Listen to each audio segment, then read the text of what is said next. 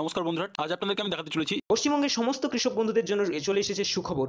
মাননীয় মুখ্যমন্ত্রী ঘোষণা করে দিয়েছেন কবে কৃষক বন্ধু প্রকল্পের প্রথম টাকা অর্থাৎ আপনারা 2024 সালের প্রথম টাকা পাবেন, সেই সম্বন্ধে একটা বড় আপডেট দিয়েছেন মাননীয় মুখ্যমন্ত্রী। বন্ধুরা, আপনারা সবাই জানেন এবারে 2024 সালে 4 এপ্রিল থেকেই আপনারা জানেন লোকসভা ভোট শুরু হতে যাচ্ছে, যেখানে কিন্তু মাননীয় মুখ্যমন্ত্রী বিভিন্ন ধরনের প্রস্তাব রাখছেন এবং বিভিন্ন সময় কৃষক বন্ধু সহ লক্ষ্মী ভাণ্ডার বা আরও বিভিন্ন ধরনের যে প্রকল্প রয়েছে সেই সম্বন্ধে অনেক কিছুই বলে যাচ্ছে।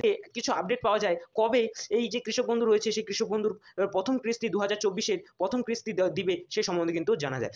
তাই ভিডিওটি শেষ পর্যন্ত অবশ্যই দেখবেন। ভিডিওটি ভালো লাগলে লাইক করবেন, চ্যানেলটিকে সাবস্ক্রাইব করে পাশে রাখা বেল আইকনটি প্রেস করে নোটিফিকেশন অল করে রাখবেন। সবার সুবিধার্থে ভিডিওটি শেয়ার করবেন। তো চলুন শুরু করি। প্রথমে আমি বলে রাখতে চাই কৃষক বন্ধু প্রকল্পটা কি হিসাবে দেওয়া হয়। সো বন্ধুরা, কৃষক বন্ধু প্রকল্পে বছরে ম্যাক্সিমাম 12,000 টাকা এবং মিনিমাম 4,000 টাকা কিন্তু দেওয়া হয় এবং সেই টাকা যেখানে কিন্তু নোটিশটাতে কি বলা রয়েছে সবকিছুই এই ভিডিওতে আপনাদের স্পষ্ট করিয়ে দেবো। বন্ধুরা, আপনারা কিন্তু স্ক্রিনের মধ্যে নোটিশটা দেখতে পাচ্ছেন। খরিফ মরশুম এপ্রিল থেকে সেপ্টেম্বর, অর্থাৎ এপ্রিল মাস থেকে সেপ্টেম্বর মাসের মধ্যে এই টাকাটা কিন্তু ক্লিয়ার করে দেওয়া হয়।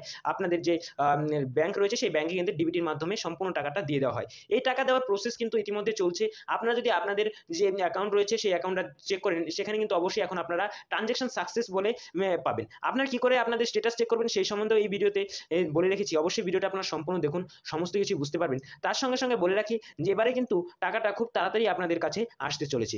আপনারা খরিফ শস্যের যদি সেই ক্যালেন্ডারটা দেখেন তাহলে বুঝতে পারবেন 1 এপ্রিল থেকে 26 এপ্রিল পর্যন্ত কিন্তু এনরোলমেন্ট শুরু হয়, অর্থাৎ এই টাইমের মধ্যে কিন্তু যাদের অ্যাপ্লিকেশনগুলি অলরেডি পড়ে রয়েছে সেই অ্যাপ্লিকেশনগুলি কিন্তু দেখা হয় এবং সেগুলি কিন্তু ভেরিফাই এর কাজ করা হয়, অর্থাৎ অ্যাকাউন্ট ভ্যালিডেশনের কাজ করা হয়। এরপর কিন্তু অ্যাপ্রুভ করা হয়। এরপর আবার সেই অ্যাপ্রুভটা কিন্তু আপনাদের রিভিউ যাবে এবং সেটা কিন্তু অ্যাকাউন্ট ভ্যালিড হবে। তারপর কিন্তু আপনাদের যে অ্যাপ্লিকেশন সেটা কিন্তু সম্পূর্ণরূপে অ্যাপ্রুভ হবে এবং টাকা পাওয়ার জন্য কিন্তু তৈরি থাকবে। এরপর কিন্তু আপনাদের যে অ্যাকাউন্ট রয়েছে সেই অ্যাকাউন্টে ট্রানজ্যাকশন সাকসেস হবে এবং মমতা বন্দ্যোপাধ্যায় কিন্তু তখনই টাকাটা আপনাদের ব্যাংক অ্যাকাউন্টে পৌঁছে দিবে একটা বিভিন্ন সভার মধ্য দিয়ে। আশা করি আপনারা বুঝতে পারলেন কৃষক বন্ধু প্রকল্পের এই যে স্ট্যাটাস, সেই স্ট্যাটাস কি করে চেক করবেন সেটাও একটু দেখে নিন। তার জন্য অবশ্যই আপনাদের কৃষক বন্ধুর যে অফিসিয়াল ওয়েবসাইটটা রয়েছে সেই ওয়েবসাইটে চলে আসতে হবে এবং এখানে এসে আপনারা কৃষক বন্ধু লিখে সার্চ করতে পারেন বা কৃষক বন্ধু .net লিখেও আপনারা সার্চ করতে পারেন।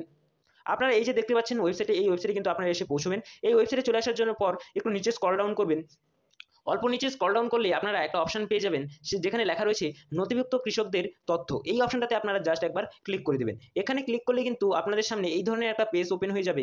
এখানে সবার প্রথমেতে সিলেক্ট অপশন পেয়ে যাবেন। সেখানে আপনাদের যে কোনো একটা আইডি প্রুফ আপনাদের নিতে হবে, যেমন voter card, Aadhaar card, bank account number, কেবি ID, mobile number, acknowledgement slip, যে কোনো একটা নাম্বার কিন্তু আপনাদের এখানে নিতে হবে। অ্যাকনোলেজমেন্ট স্লিপটা কিন্তু এখন আপনাদের কাছে পাবেন না, তাই আপনারা মোবাইল নাম্বারটা দিয়ে কিন্তু সিলেক্ট করবেন এবং তারপর কিন্তু আইডি কার্ড নাম্বারটা দিবেন। দিয়ে সার্চ বাটনটাতে ক্লিক করলে কিন্তু আপনাদের সামনে যে স্টেটাস, এই স্টেটাস কিন্তু চলে আসবে। ইতিমধ্যে যে সব আপনাদের যাদের টাকা ইতিমধ্যে ব্যাংকে আসছে তাদের কিন্তু ট্রানজ্যাকশন সাকসেস দেখাবে এবং যাদের টাকা এখনো পর্যন্ত আসেনি তাদের কিন্তু এই ঘরটা ফাঁকা থাকবে এবং স্টেটাসের জায়গায় কিন্তু অ্যাকাউন্ট ভ্যালিডেট অথবা অ্যাপ্রুভড, এই দুটো থেকে যে কোনো একটা কিন্তু আসতে পারে। তো এখানে কিন্তু দুটো থাকলেও যদি অ্যাপ্রুভ থাকে তার মানে আপনাদের অ্যাপ্লিকেশন ঠিকঠাক রয়েছে এবং অ্যাকাউন্ট ভ্যালিড থাকলেও কিন্তু আপনাদের অ্যাকাউন্ট ঠিকঠাক রয়েছে, কোনো রকম প্রবলেম নেই।